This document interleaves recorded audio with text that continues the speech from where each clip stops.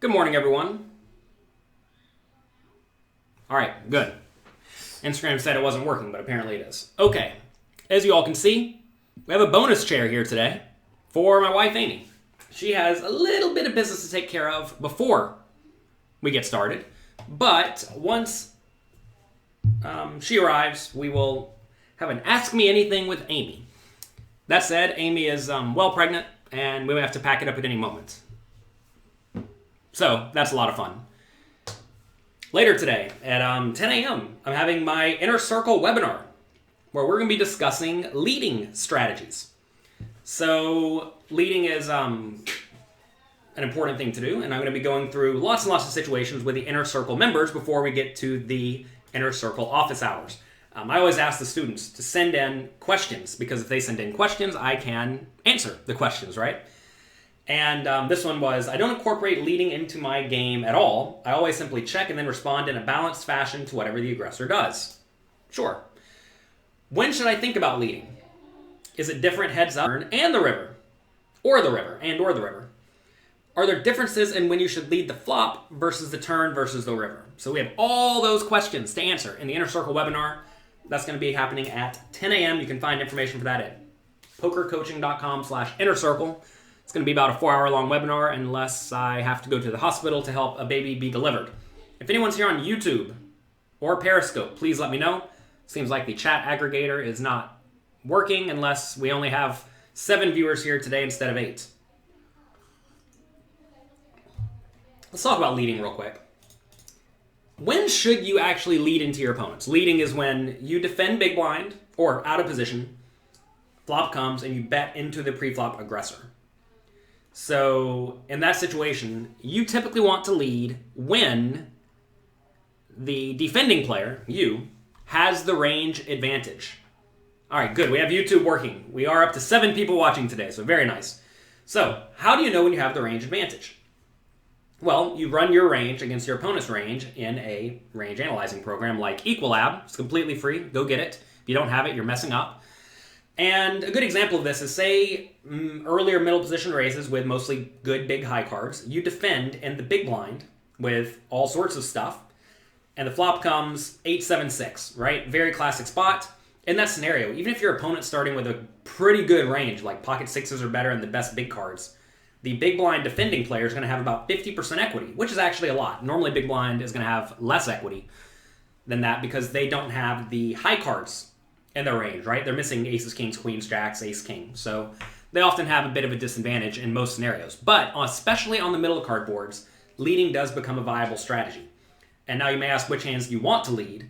Well, that depends a lot on your opponent's strategies. But very often you want to be leading with your best made hands that don't mind protection. So think about that, right? That does not mean the straights, because straights don't need protection on 8-7-6.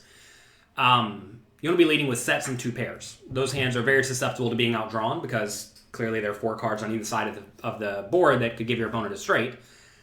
And you also want to lead with the junky draws. That's often going to be draws that cannot check call. So that's going to be stuff like a 10, right? On 8-7-6, a 10 is a reasonable hand to lead with. 5 is usually good, especially with something like 5-2 suited, right? These are hands that don't mind if your opponent's fold. So you often want to be leading with hands that don't mind protection, that are very good, right? If you bet with 2 pair and get called, you're very, very happy, right?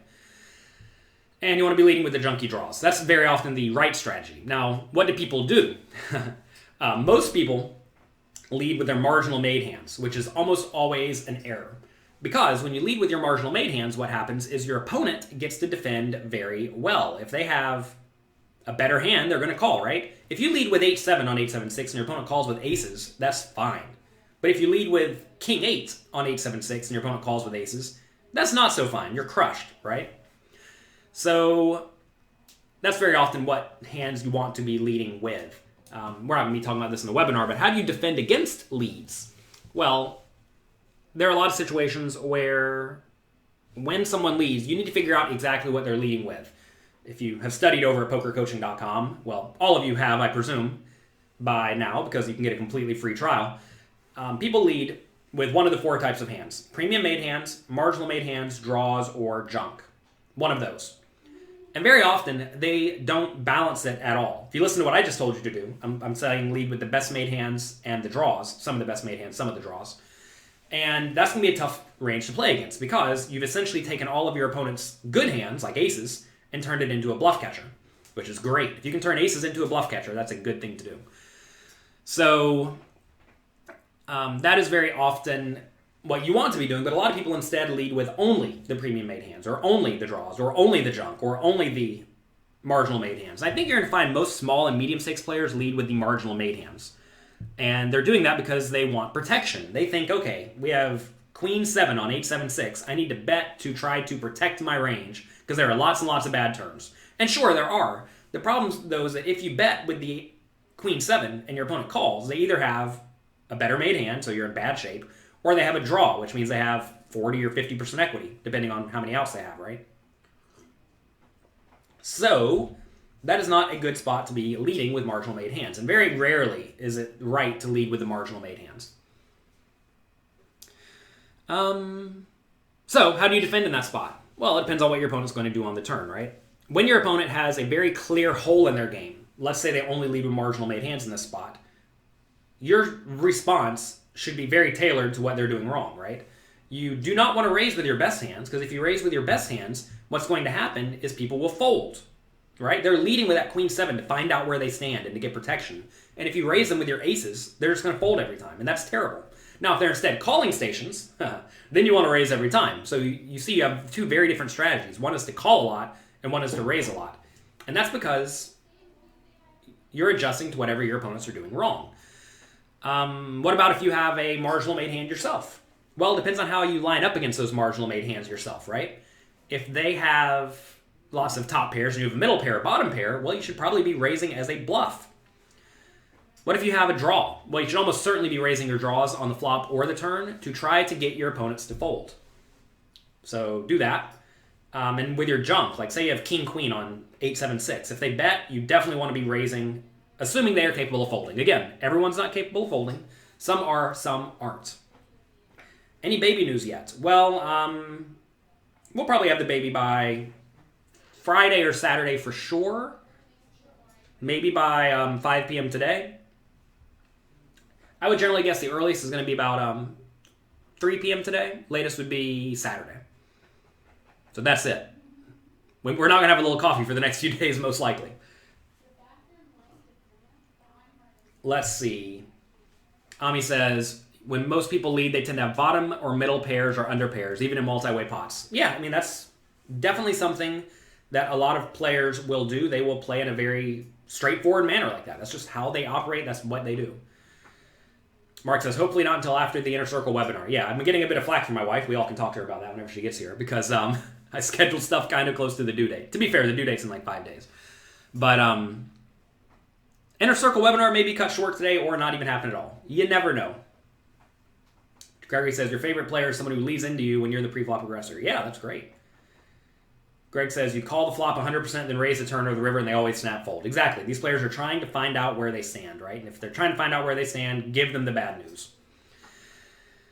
Let's see. Fast Fox says, you get off at 6 a.m. and look forward to watching a little coffee. Well, good. I'm glad you enjoy it. I'm glad it works out perfect timing for you. It's a late night coffee session for you, but it's morning for me. I'm probably going to have the night shift with the new baby. That's what I did with the first baby. I don't know if it's going to work out well or not.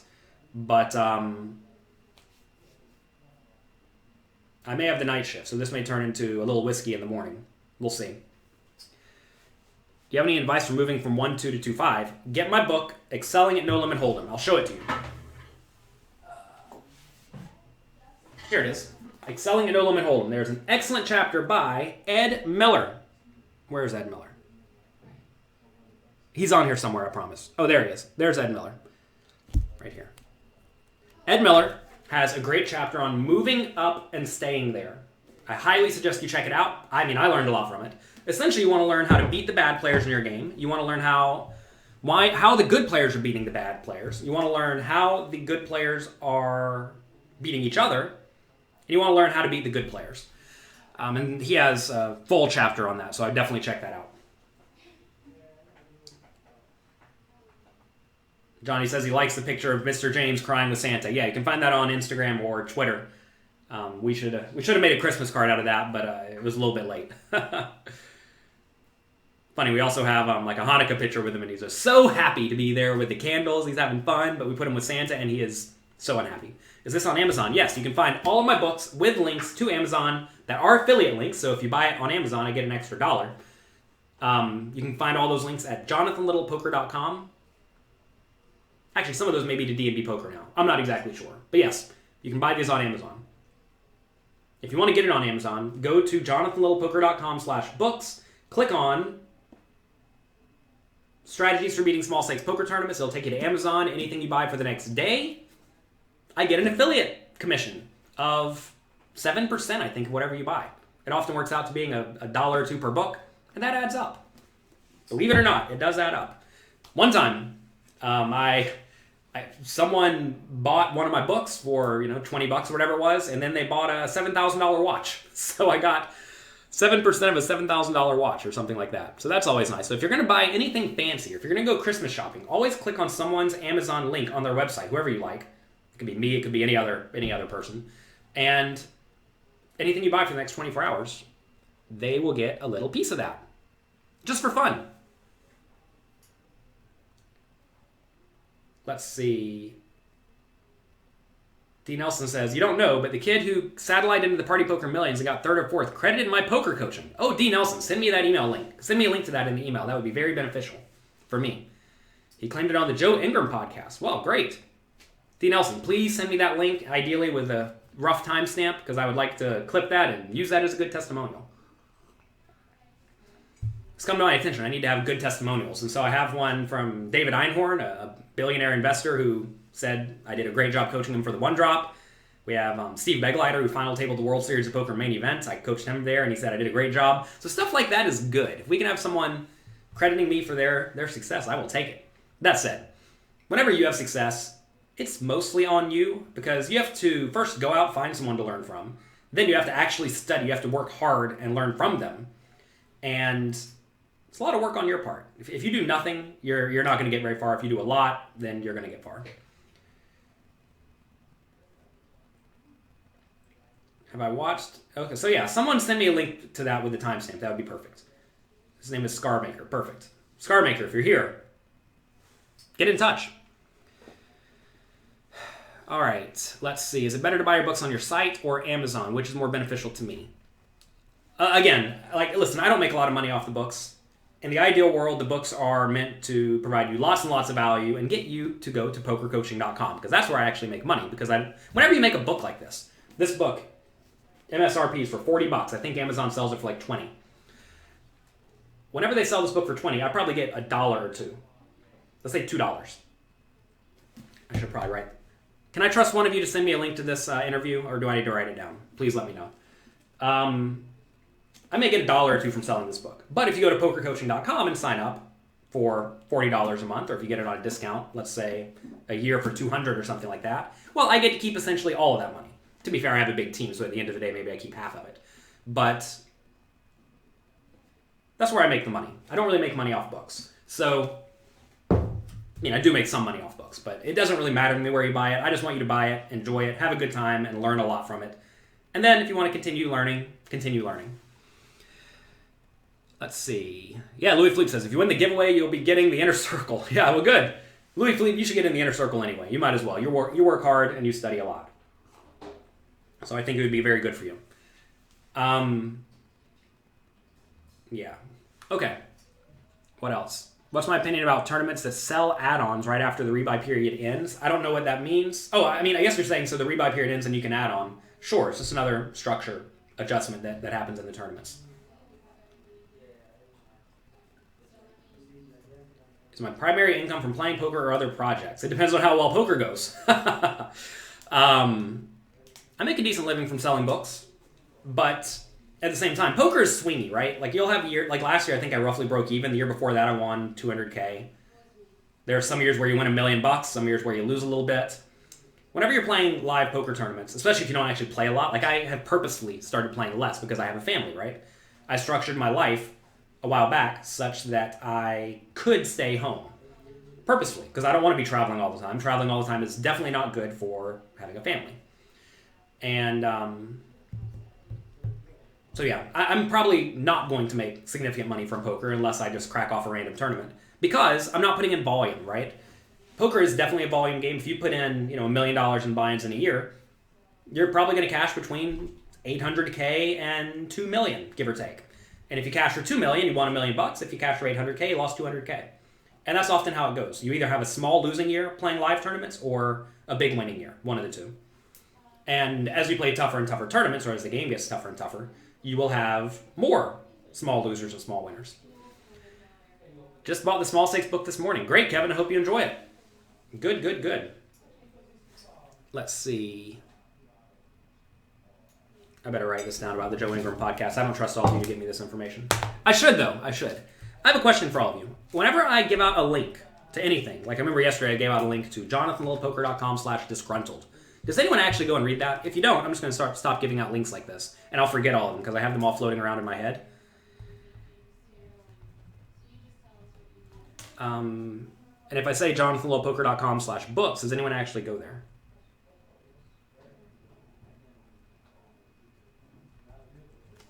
If you do go there, then I'll keep doing it. If you don't go there, then let me know.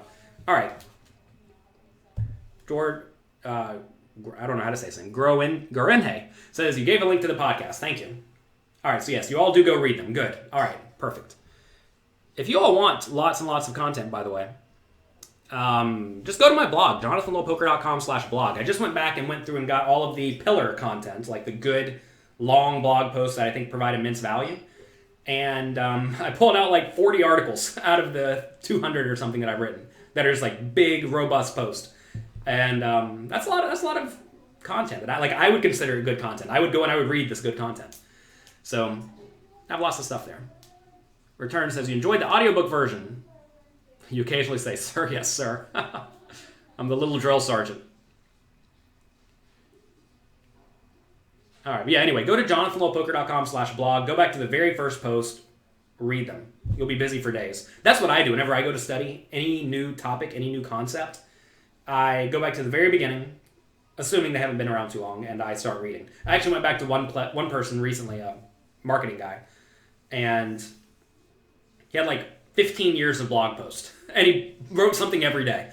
So I didn't read all of his, but that was a lot. What's my main interest outside of poker? Oh man, I don't know. I don't have any interest anymore. My main interest is Magic the Gathering, but I haven't played it in forever. Haven't even watched a Magic video in forever. Isn't that sad? It's good to have hobbies, but it's also important to understand your priorities. And right now, my priorities for the last few months have been make as much content as I can to get ahead so that I don't have to do a whole lot over the next month or two when we have a newborn. And continue just making good work for all of you. And like today, I have an Inner Circle webinar. It's going to take 4 hours. And that burns half the day, right? And if you burn half the day, it's hard to have time for a hobby. So I understand right now, hobby is not my priority. What are the most challenging mental math things you have to do at the table? There really aren't many. It's just multiplication and division. Am I having a boy or a girl? I'm having a boy. Any names yet? Maybe. But in terms of the math you need to be thinking about actually at the table is counting the combinations of hands in your opponent's range as they will play, dividing them, figuring out what portion is value hands and what portion are bluffs, and then comparing your hand to the value hands and the bluffs and see which portion are better than your hand, which portion are worse than your hand. That's most of the math you have to do. Everything else is often just knowing what your opponent's range looks like. When's the guest of honor getting here? I don't know. She's busy. We're having a lot of work done at the house. It was supposed to be done a while ago, but it's just now getting done. And she handles all of that. Amie does a great job of managing the household. So thanks to Amie for doing that. She'll never know. What's my threshold for moving all in first from the small blind? Depends on the player, right? If the player's good, you want to be jamming way wider. Hey, Amie, are you coming anytime soon? Amie. She just walked by. If the player's very, very good, 25 big blinds is fine. If they are not good at all, maybe like 10, 12. Depends a lot on what you expect your opponent to do, right? I got this plant the other day. we started having gnats in the house. Not many, just a few. And I read online that if you have a plant with wet soil, gnats will grow in it. That's unnerving. We have to get rid of that plant. Although I read that if you let the soil dry out, they'll all die. So maybe that will happen. Last thing I need is gnats in my little office, though. This is not a big office. Like, you're seeing it all. This is the whole thing.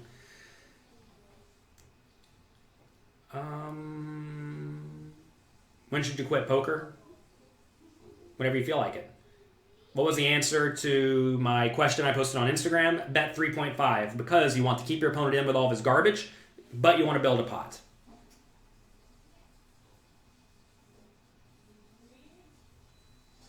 Just get plastic plants, yeah. I also have this plant here. I bought this a while back. Amie thinks it's hideous. To be fair, it's not so pretty. I've had this one for a while, and it's one of these that doesn't need a whole lot of water at all. So anyway, it's good. Seems morning daylight is shining. Oh, this is because I have a light above my head. I'm in a closet. I'm in a closet in Manhattan. Oh, guest of honor, come in, come in. Everyone was asking, when does the guest of honor arrive? Here she is. This is my wife, Amie. Say hello. Am I on yet? No, I'm not on. You're on. You have to talk up a little bit. Hello. Scoot on over. All right. Here we have the guest of honor. We have Amie. You need to make sure your face is in this one. Yeah. So if you all have any questions for Amie, here she is. She's very busy. She showed up 23 minutes late. Sorry. That's okay. We don't mind. You don't have to ask me anything. I'm just kind of hanging out, so happy to just be a part of it. All right, first question. What are the challenges that come with dating / being married to a professional poker player? Someone asked that? Yep, right over there. Mark Lovin did. One of our Inner Circle members. He's going to be with me for the next 4 or 5 hours.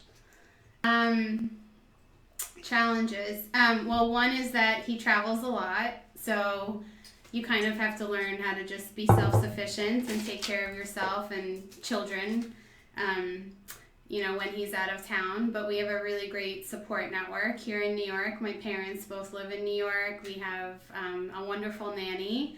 And to be honest, James has also actually been very relatively easy to take care of. He's just always been on a great schedule, good temperament, and probably if he wasn't so great, I wouldn't have had such an easy time dealing with John's extended absences. So it's a little bit of everything. Do you think I'm a normal poker player in terms of what you have heard about poker players? No, I think probably there's what the stereotypical poker player is, and then there's what the actual normal poker player is. And I think from perspective of a stereotypical poker player, a lot of people think of someone who doesn't want to have a job, or do something steady, or be disciplined, and so they just gamble. And that's not, as all of you know, because you're working with Jonathan, that's not really what a poker player is. And so one thing that makes John not normal from at least the perspective of a stereotypical poker player is that he's very well educated, very studious, very hardworking, and exceptionally disciplined with how he plays and how he manages his money. And then as compared to other normal poker players, I think he's even kind of a little outside the range, because I think he takes his studying much more seriously and his brand development much more seriously than a lot of other people in the industry might. For him, this is not just something that he can do for fun to travel the world and pay bills. This is something that he's really developed a genuine career out of. So on those two sides, I think he's probably not a normal poker player. Good. Okay, what area of law do you practice? These are a lot of questions. Yeah, we have lots of questions. Listen, it's already become clear. I filled up one sheet of paper. Okay. We're not going to get to all of them. So, what area of law do you practice? Okay, so the very most basic answer is that I practice tax law. The much more complicated answer is that I practice utility tax and energy project finance tax law. So I didn't start that way. I did general tax, servicing and clients all over the place, both in deal work, securities offerings, loan agreements, all kinds of tax issues that come up. What were you pointing to? Those are the cameras. Where am I looking? You're looking at your face. I should not be looking at my face. You should be looking slightly above or over here, one of the two. Oh, okay. Sorry. I will look at the camera. Doesn't really matter. Anyway, but then I changed firms and I went to a firm that had a huge energy practice. And so I started focusing on working with utility companies because they have a lot of tax questions that come up as to how to treat their assets for tax purposes, how, if they have power plants that they're retiring, if they have transmission and distribution lines that they're upgrading. Just a lot of tax questions as to how things get treated for tax purposes. And then I also started doing a lot of energy deals in the solar and wind space, advising both investors in renewables and developers of renewable projects from the tax side, because there are a lot of special tax rules that come along with renewable energy projects, and so you want to make sure you're doing your deals properly to be able to take advantage of all the possible tax benefits. So that's the long answer of what I do now. So you're an accountant? No, and I don't even do my own tax returns. Wouldn't know how, which is probably not a thing to brag about. But no, I know how to analyze the law, and review guidance and case law and IRS, notices and, regulations to understand the law and the theory of the law. But I'm not someone who sits down and kind of crunches the numbers and fills out the tax returns from year to year. We answer questions about how something should be reported for tax purposes, because ultimately the two issues are linked. And there is some blurring of the lines between what tax lawyers can do and what accountants can do, but I'm not an accountant. I don't have a CPA, never worked at an accounting firm. This is what Amie talked about on our first date, and it made me fall in love with her. All right, next. What's your opinion of the game of poker? It's a lot harder than I ever possibly imagined it to be. I think a very uneducated view of poker is that it's just a game where you throw money around and you read people and you try to bluff and you try to steal someone's money, and that it's not a particularly respectable either game to, well, maybe a respectable game to play, but not a respectable profession. But I think it's actually, there's so much more math and probability and statistics and game theory that I never could have possibly imagined. And so just understanding actually how difficult and complicated it is. Sorry, I keep looking here, not here. Look wherever you want. It's fine. Yeah. There's only 7 people watching anyway. Oh, okay, good. Lucky 7. Was probably the biggest surprise to me. Okay. How does someone else get their wife to let them go play poker? If this presumes the wife does not like them going to play poker. Someone asked that? Yeah. Well, I'm presuming the second part. Oh. Well, I think the key thing is to find out why she doesn't like you playing poker. Is it because it's taking too much time away from home? Then you need to figure out, well, what are our responsibilities at home? What are our expectations about how each person pitches in? If it's that she thinks that you're losing a bunch of money at the game unnecessarily, then you need to... Sorry, we got a plant. I already said this. Oh, okay. If she thinks you're losing a bunch of money unnecessarily, then I think you have to ask yourself, am I actually playing well, that it justifies the variance and the losses? Can I help her understand that? Or am I not actually playing well and there really is no way to justify those losses? What are the other reasons someone might not like you to play? If it's just the matter of she doesn't like you doing something that doesn't involve her, get her involved. Take her to the casino with you one time. Teach her how to play a home game. Show her how the game works. Show her a video, one of Jonathan's videos. I think there's no good answer unless you actually understand the reason behind it. So making sure you understand their point of view is the most important. So speaking of that, what are your experiences playing poker? I know you have a few. Do you want to share any of them? So John was teaching, this was Foxwoods, how many years ago? 9 or 10, I guess. We haven't been together for 10 years, but... well, that was a different girl. John was teaching me poker, and he had to go to Foxwoods for a tournament, and he said, why don't you play a very small buy-in, what was it, like a few $100, $300? Small buy-in. $80. $80. It was $80. Good memory. An $80 turbo tournament. So he said, look, no money at stake. It'll be over super fast. Play, get some experience playing. I said, okay. I was terrified. And I had, and John said to take notes on every hand that I played so that we could talk about it later and how I did and, what I thought about, each hand. So I went to the table. I was really nervous. I have a huge fear of just embarrassing myself. It's kind of crippling, actually. And I was taking notes, and I was at a table with all guys, no women playing. At my table anyway. I'm sure there were some women in the tournament. And this was an $80 turbo buy-in, Foxwoods. And so there were some people at the table who weren't particularly sophisticated or nice. And particularly the person to my left would chuckle every time I took notes on something.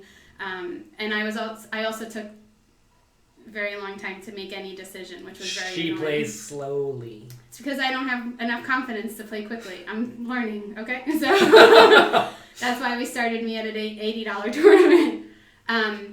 Anyway, so I had a very difficult time, and this one guy was snickering a lot at me anytime I did something, anytime I took notes. I forget now because it's been so long, but he berated me a couple times about taking notes, telling me, oh, sweetheart, that's not going to help you. So that was kind of disappointing, and it also put me very much on edge because I already was having a hard time thinking through what I should do on each hand, and on top of it I'm panicking because this guy's making fun of me every time I do anything, and so I think maybe, did I make it an hour? How long did an hour and a half? I don't know, some amount of time. I made it maybe an hour and a half, and I think my mind just started to get way too frazzled, and I went all in on a hand, lost. I just went all in. I didn't even want to think through strategy anymore. It was pocket sevens. It was reasonable. Oh, okay, good. Lost, and got up and went to walk to where Jonathan was playing in the same area, but obviously at a different tournament. I was down to 20 people in a $10,000 buy-in tournament, so this is all happening at the same time. Yeah, so I sat along the edge of where he was sitting, and I guess there was a break in the action for him. He came over and asked how I was doing, and I didn't even mean to cry, but I just all of a sudden just started crying. Like all the pent-up anxiety and emotion of having been at that table just started to come out. And so that was a horrible bad first experience, but good in the sense that it only really gets better from there. Brag about Miami John. Oh, and then we ran into someone. So then Miami John, one of my all-time poker heroes, a legend in the game. We were walking back to the hotel. John was dropping me off back at our hotel room so he could finish his tournament and I could calm myself down. And we ran into John's friend, Miami John, and I had already stopped crying by then, but I don't know why it happened. He asked how it was going, how we were doing, and I just started crying again. And he just said I had too big of a heart to play poker. It's probably true. So tell us about your most recent experience playing poker. Oh, so now I only play charity poker tournaments because they're a lot more fun and people just kind of hang out and enjoy themselves. I still get really anxious because I still don't want to embarrass myself. But I went to a charity poker tournament where I played really tight. And it was the World Poker Tour, one of their biggest charity tournaments of the year. They show a little bit on TV. Amy's probably going to have some TV time. I will not have any TV time, and I'll tell you why. Okay. And I played really tight, and when I had good hands, I played them aggressively, and nothing magical. I really didn't play a lot of hands. So you played well. Yeah, I played at the and I made it to the final table, which was really exciting. Unfortunately, whatever, it doesn't really matter. Nobody knew who I was, and nobody cared who I was, because there were some other important people at the final table. Including someone that Jonathan had recently coached at, was it the One Drop? Yeah, so David Einhorn made the final table. Also, Eric Seidel made the final table. So I'm sitting at a final table, and I think, there's a media woman walking around taking everyone's names and interviews. She, barely got to me. Nobody cared that I was there. Jonathan was there, with me to watch me and help me play. And everyone assumed he was there to watch David Einhorn play because he had coached him for the One Drop, not realizing that his wife was sitting at the final table. Anyway, it was very nice and really fun, and I enjoyed that experience a lot more. I think I came in 9th? 8th or 9th, something like that. Something like that. Not bad out of 300 people or whatever were there. No. Okay. Yeah. Anything else you want to say about your No. So that was a nice experience. All right. How'd your parents react to you dating a poker player? I think my dad liked it. I think my dad and Jonathan clicked from the start. Would you agree? Yeah. Her dad plays a little bit of poker here and there, so he has experience. They play a home game every month, and he plays online a little bit, so he knew about poker. I think also, I think as soon as you meet Jonathan and talk to him, you just realize he's a normal, nice, well-rounded person. I don't know. It's easy to enjoy your time with him, I think, and see how genuine and down-to-earth he is. And so I think my dad, I don't know what my dad thought before he met him, but they met him pretty soon, actually, when we started dating. And I think my dad, just became fond of him relatively quickly. My mom, on the other hand, I think was more of the, had concerns both from the perspective of how is this person going to be capable of taking care of my daughter, but also had the view of poker being something that's more of a gambling, degenerate type of activity, which was probably informed by a lot of historical biases in terms of maybe friends or family in the past who had gambling issues or something. And I think when that happens to you, it's probably very hard to break that mentality. But she adores Jonathan now, both as a person, as a husband, and especially as a father to James. So they are both, I think part of them, would still love if there was something more predictable and stable and consistent about what John did for a living. And that didn't require him to maybe be away from home so much. But I think they think well, they've told us they think we're a great couple and we do really well together, and they're very happy that this is how everything turned out. Great. Yeah. We have my first poker coach, Bill Seymour, in the chat. Hello, Bill. Hope you're having a great day. Oh, I've heard of you. Bill, I've heard so much about you. Welcome. For years and years. For years and years. I had met him before I met you. Way before I met you. Yeah. All right. Speaking of us being a good couple, what is my worst habit? Pick one of the men. I just have to pick one. You can pick 5. I don't care. Feel free to vent. Everyone's here to listen to you. Jonathan does not.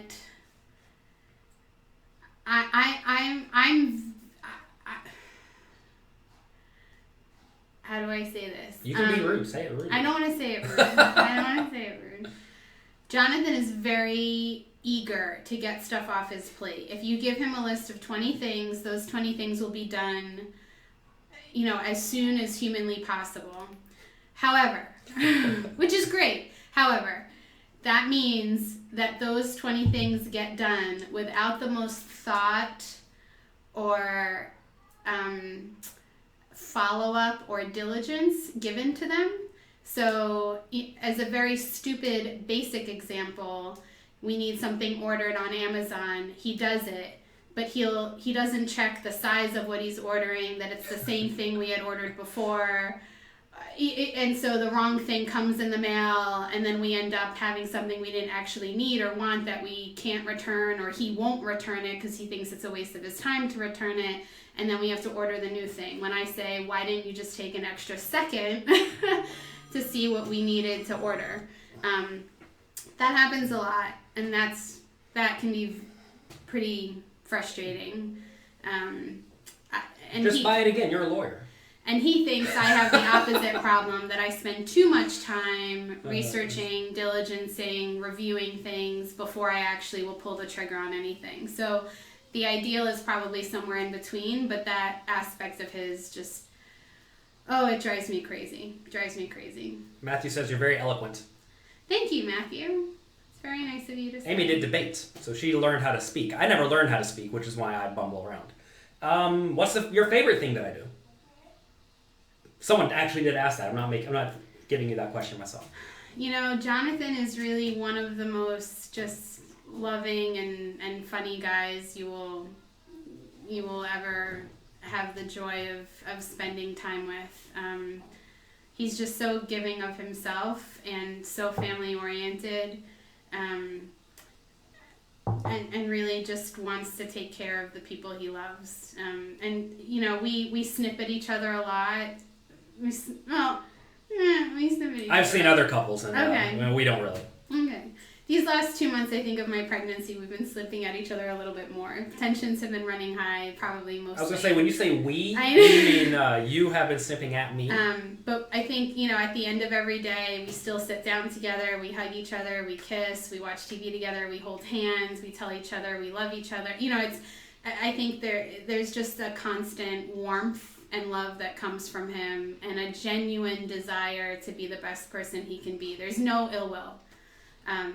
Absolutely no ill will that comes from him, and that's got to be one of my favorite things about you. Don't be ill-willed. There's no purpose in that. And if you have ill will, you probably don't want to be there. Go somewhere else. We had a question about how do you have your parents accept poker? I'll tell you what I did. I had a lot of results of me playing and winning. I won about $100,000 from poker before I even presented it to my parents, and it's probably not such a bad idea. It certainly makes life easy if you can say, here, I'm a consistent winner over a long period of time. I mean, what more do you want from me? And if they still don't like it, well, then I guess they're not happy with winning $100K in 6 months or whatever it is. But you need to present lots and lots of data and lots and lots of proof that you know what you're doing. Whenever you met me, was I a young, dumb kid, or did I grow up? Because I often say I was a young, dumb kid, because I was. Feel free. There were aspects to him that I think were kind of just very rough around the edges, which actually caused some problems for us in the beginning. He wasn't like someone.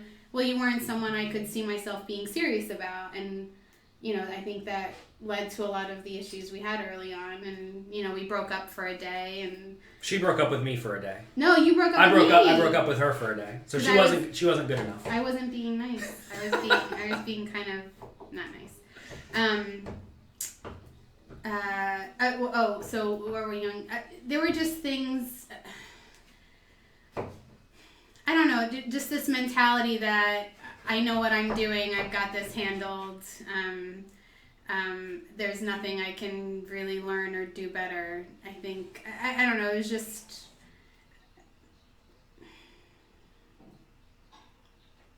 he dressed horribly. I don't know. That's not really a good example, but it kind of is. I mean, he just wore like these horrible t-shirts and sneakers and jeans, kind of took no pride in the way he put himself together, I think, which is, you know, very much of like a young gamer attitude, because you're inside all day. And so, I mean, that's changed about him. He takes much more pride in how he looks, how, you know, his health, his physical fitness. But I also think, you know, coming to New York, it can be a little bit of a culture shock for some people, including people who have maybe, even someone as well-traveled as John, who maybe haven't experienced as much of a melting pot and cultural diversity. So I think Jonathan also initially had a lot of interesting reactions when we'd be out and about in the city, that took a little bit of adjusting to I was a young, dumb to kind kid. of mature around. But I also remember whenever I moved in initially, I bought a Wii, the video game system, because I had nothing going on. So I would sit at home and play the Wii. Yeah, talk about selling your relationship to your parents. I had to explain that I had to buy a video game system for my new boyfriend because he had nothing else to do during the day. And now, would you say I work too much? Is it borderline too much? You know, that's a really tough question. That's a really tough question. I think the answer is probably no. Because whenever we have something that's important or something that needs to get done, you're always available. Well, I shouldn't say always available. I mean, sometimes you're traveling, and so you're not going to be available when you're traveling. But when it counts, when it really counts, you're available. And you do make an effort to put your phone away at the end of the day so that we have our time together. I do wish you put your phone away more, especially around James, because I don't think that's a great I struggle with the whole screen time technology thing with little kids, but I don't think you work too much. I think sometimes you prioritize work higher than I wish you did, but I don't think the amount of time that you work is too much. Are you angry I'm doing my Inner Circle webinar in 10 minutes, or would you rather me go to the hospital with you? I'm fine going to the hospital by myself. You already told them that I'm going? No. Oh, okay. She has a sort of a checkup type thing.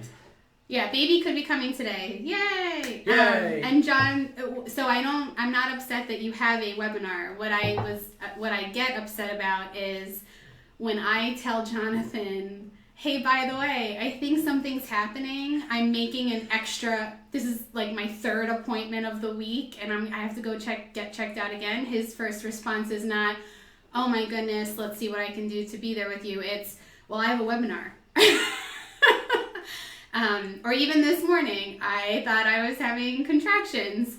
And John goes, well, what am I supposed to do? I already told everyone it was an ask Amie whatever you want, John, coffee morning. What am I going to do if you're not there? And I'm like, you will tell them that your wife's not there because she thinks she's having contractions. That's what I get upset about, that your devotion to your clientele is paramount, which is probably what they love about you. But it can be a little frustrating on the other But end. Amie, there's 7 of them and only 1 of you. That's true. Aren't you That's willing really to true. sacrifice for the 7 people who are going to watch this? Well, that's a No. philosophical debate that won't be resolved by 10 o'clock. Yes, exactly. All right, well, I have to get ready for the webinar starting in 10 minutes. You can sign up at pokercoaching.com/inner circle. We're going to be talking about leading and dealing with people who lead into you. Anything else you want to say? Thanks for having me and being really great about it. I know that, I can't teach you guys anything about poker or anything, but thanks for being patient and letting me join you this morning. You were a wonderful guest, and you're always welcome to come back. Someone said you should be here every morning. We could call it a double shot of espresso or a lot of coffee. Or I'm on maternity leave for the next few months, so you might see me and a baby again sometime soon. you probably will see a baby at some point. What are we going to name him? We have to think of a name. We'll name him River. No poker terms. No, that's not a poker term. Is that a poker term? What was the name of your first company? The Turn. We're not naming him Turn. And you can't float the river anyway. That's not a play. If you float the river, it means you check call with nothing and you lose. Sorry. River is still a poker term, though. I don't think so. I don't think so. Yes, it is. Yes, it is. All right. We're going to go. We're going to be productive adults. Have a great day. Thank you all for being here. If you enjoyed this, please share it with your friends. We are here Monday to Friday, 9 a.m. Alarms are going off. It's time for me to go. That is subject to change anytime soon because we're having a baby. We may be taking a week off or so, maybe more. I don't know what we're doing. This could be the last time you ever see me. Sorry I didn't look at the camera the whole time. I'll get it right next time. It's impossible to get it right because there are 2 cameras. Oh, where's the second one? There's one on the phone. Oh, so I was looking at that one. There's one up here. Right there. Then there's one up here. Oh, okay. All right. That's okay. Well, what can you do? All right. Have a great day. Enjoy yourselves. Be nice to someone. You want to say anything else? One piece of advice. Give one preachy piece of advice. One preachy piece of advice. Try to keep the stress levels down during the holidays and just enjoy yourself as much as possible. Perfect. That's it. Bye. Thanks for being here.